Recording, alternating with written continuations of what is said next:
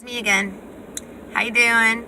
I'm just waiting to pick Gage up, so I figured that what I would do is take this time to go ahead and talk to y'all about what's coming up on February 6th in Wichita, Kansas, that really would love to have everybody's help with. There's a bunch of us trying to get some people together to be out there at the U.S. District Court building, 401 North Market Street, Wichita, Kansas, guys.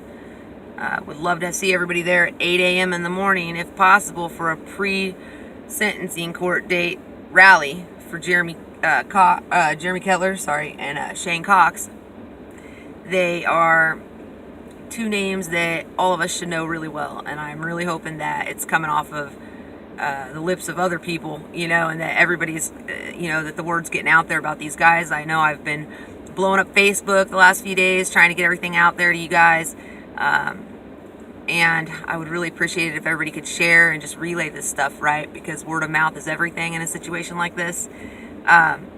So the deal is that Jeremy had wanted a silencer for this little gun that he owned, and it was a little 22.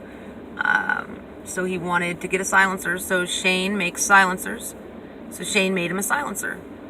And in the state of Kansas, we have the right to go ahead, so long as they're made in Kansas, they stay in Kansas, they don't get sold out, and go out of state. There's no interstate commerce then that's involved. So under what is called the Second Amendment Protection Act, which was brought into play in 2013, signed off on by Sam Brownback, who is still in office and should have been there for these fellas, along with Derek Schmidt, Attorney General, and the sheriffs and police in, I'm just going to say it, Neosho and Chanute. And, I'm really not happy after hearing the ins and outs of all of this. I worry. I worry for you. I worry for me. I worry for all of us.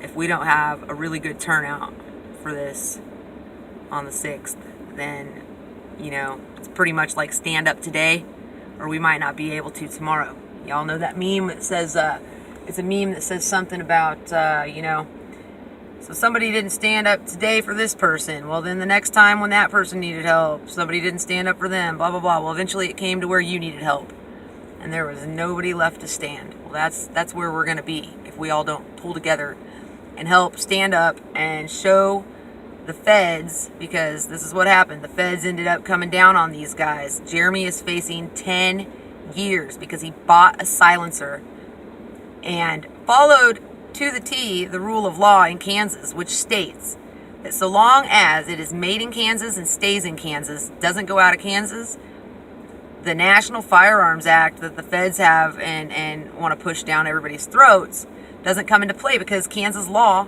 overrides it. And those federal agents knew that. They knew that. If they didn't know that, they wouldn't have freaking done things the way that they did things. They knew exactly what they were doing. And if you guys are watching this, you knew exactly what you were doing. You should be ashamed of yourselves. And you're supposed to be a federal agent working for the good of this country. Psh, you gotta be kidding me. You should be ashamed of yourselves. You guys should have taken your badges and you should have thrown them in a lake that day when they asked you to do that, whoever asked you to do that. Somebody had to have most definitely lied in front of a federal judge and the grand jury in order to even have it to where these gentlemen were charged and indicted in the first place. But basically, let me back up here, sorry. I've just I'm so fed up. Just bit my tongue there. Did you catch that? I did. I washed my mouth. Anyway. So yeah. So Jeremy's facing a decade in federal prison because he bought a silencer after checking even with, the law, reading the law. And I'll have that posted on my page later that, I'll post a link that, or I'll post the law in general so everybody can read it. It's very simply worded. And it's just, you can't misunderstand it.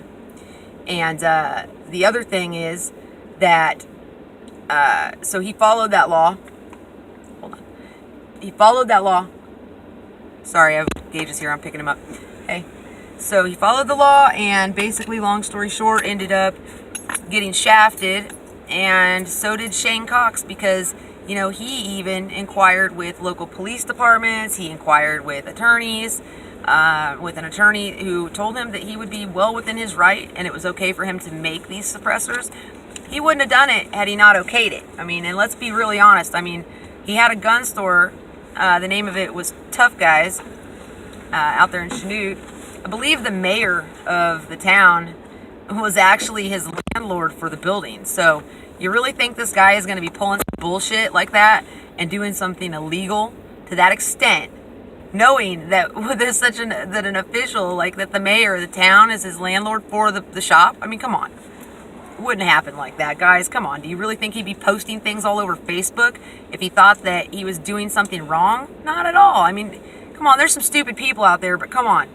Give me a break, you know? These agents came in, and he wasn't at his shop. Shane wasn't. His nephew was watching the shop, and his nephew had to tell him to get up there because these feds came in talking about they were the ATF and blah, blah, blah.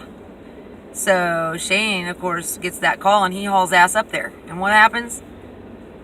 They won't even produce their IDs for the guy. You just got a handful of guys up there saying that they're ATF, trying to pretty much ransack his place. They can't provide any form of ID, identification. I mean, I thought that was legally a necessity for them to do. So what did Shane do? He did the smart thing. He called 911. Chanute PD is who he gets connected with, and what happens? They send somebody out all right, but that person, that officer did not bother to even go in and check with the person who made the phone call to begin with, which to me, common sense is lacking severely. Because you know what? I don't care who those guys say they were. You know what? You need to check with the person who made the 911 call. Duh. Come on, man. So then what happens? That guy leaves. So he calls Neosho County. Neosho County shows up. What do? They send the same kind of a chump. And the guy's just like all waving to these freaking feds and stuff. And, oh, hey, how you doing? You know, come on, man. Then Shane does a smart thing again. And he hands that officer a copy of the Second Amendment Protection Act, which is law in Kansas, which means that it is a federal offense and a felony for those men to have, sorry, I don't know if it's a federal offense. It's a felony, though, a level 10 non-person felony for those federal agents to mess with anybody like they did to these guys. Anybody. And that's law in Kansas. So you're telling me that the governor of Kansas that signed that law into play can't stand up for these gentlemen, and that the attorney general who would be and should be prosecuting these gentlemen, he ain't going to step into play either. And then you got zero sheriffs and zero law enforcement officials that are willing to do anything, because that joker that showed up from Neosho just gave a wave, you know, read that law.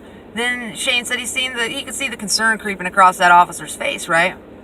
And then what'd that joker do? He waved, and he kind of backed out like a coward. And because he didn't know what to do, and he left that, you know, situation and that mess for Shane, who is facing 60 years and $250,000 in fines for doing something that the police department's okayed, the law okays, the governor said was okay, and none of those people, none of them stood up. None of them backed up these guys. So it is up to me, and it is up to you. It is up to all of us to be there for these guys. You know, they took everything. Shane lost this entire shop. He ended up on probation, and he can't even be around firearms. So because Sam Brownback, Derek Schmidt, and the freaking sheriffs of these counties couldn't stand up and have a pair, this man takes everything that he's ever loved and had, you know, to make a living, and he loses it, and he has to turn it all in and give it away. He has to get rid of it, because he's not allowed to be around that stuff. You gotta be kidding me. And this is America? Really? Seriously? Think about this, guys. What if that was you? What if that was you? Same with Jeremy. You know, I mean, all he did was post a video on Facebook showing him trying this thing out. You know, trying this prototype out, whatever. Trying a suppressor out. He was stoked about it. He thought it was awesome because, from what I understand, they are awesome. And Shane does a terrific job on them. And they're the silencer that you want to have, or the suppressor you want to have, if, you know, that's the case. and you're into that stuff. So anyway, but, you know, anyway, there were other people who turned their suppressors back in that were customers of his. They didn't get in trouble at all. Why is that? But yet Jeremy Kettler, who didn't have his on him because it was a prototype that didn't stand the test of time, because the metal was just, it was just a prototype. It wasn't like it was made out of the titanium alloy stuff, It wasn't made out of that. So he doesn't even have it anymore because it's like non-existent, and I'll be damned, he's the one who ends up as well, and he's facing a decade in there. Now think about that. You follow the law, you look it up, you know you're good to go, you get it a second okay from an attorney, then you even have law enforcement officials telling you it's okay. What does America come to? So anyway, sorry, that's the long rant, but that's the gist of it. I'm going to probably try and clean this video up a little bit, but 8 a.m., February 6th, we're inviting everybody to be there to stand up for these gentlemen, and 10 a.m. is their sentencing hearing at the U.S. District Court building at 401 North Market Street in Wichita. For those of you that are interested, that are around this area, like I'm kind of out in the Olathe area, we've got people coming from DeSoto, we've got people coming from all over. If you're interested in being there, let me know, and we could try and work it out. We've got a bus that's willing to go, so long as we get enough people that are wanting to go. But we need to go, raise some eyebrows, make a little noise, and let these boys know that, the people are behind them. And let these government officials know that they dropped the ball, and they dropped the ball hard. And I would love, personally, to see every single one of those federal agents up on charges of their own. And I'd love to watch and just sit there while they're getting served all this shit. I would love it. Because that's the way things need to be. And maybe with Donald Trump in office, maybe we'll get to see heads roll a little bit when they need to, when they need to roll. Because until that happens, shit isn't going to change around here. It's not going to change at all until we put our feet down. But here's the deal too.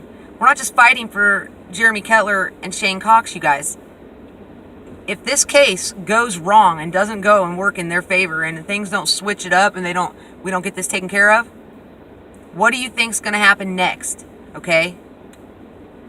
If the officials don't have to even follow the law at all regarding this, we're going to lose our rights. We're going to lose our rights to carry, our rights to bear arms, which are not to be infringed to begin with, at all, not on any level. Our forefathers didn't sit there and write that stuff and say, oh yeah, you got the right to bear arms, except when. No, they didn't say that. And for anybody that says, oh well, they didn't think guns were going to be where they are today. Well, they freaking sure did think, though, that the government was going to have the best of the best. I mean, obviously, use your freaking noggin. So who cares what they thought, whether they thought that there were going to be black powder or freaking spaceships shooting at shit. It doesn't matter. The government would have a better one. The government would have bigger guns and more of them. So yeah, I'm pretty sure that they did think about that.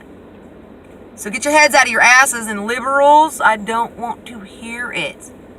Because without the guns that responsible gun owners like me and the people I know carry, then, and without people like us, your asses would be grass too, because then there would be no defense for anything around here. The last thing that happens before a freaking country ends up like with the Holocaust, with Hitler. Look at Stalin, look at Marx. I mean, look, all this shit. The last thing that happens is they disarm the citizens. That is the one reason how come nobody puts boots on American soil and pushes us. Because they have no idea how many of us there are. They have no idea how many guns there are, but they know there's a lot. And they know that we're all going to pull the trigger. And I don't even care if you don't own a gun, man. If you want to do something positive, now's your time to do it. Share this stuff. Get on my page. Share that stuff. Get on Operation Overreach's page and look up the event Operation Overreach. Let us know if you want to show up for that. We really, really appreciate it. And, carpool some people out there. Get out there. Let's make a little noise. Okay, guys? All right. Thanks for listening. Bye.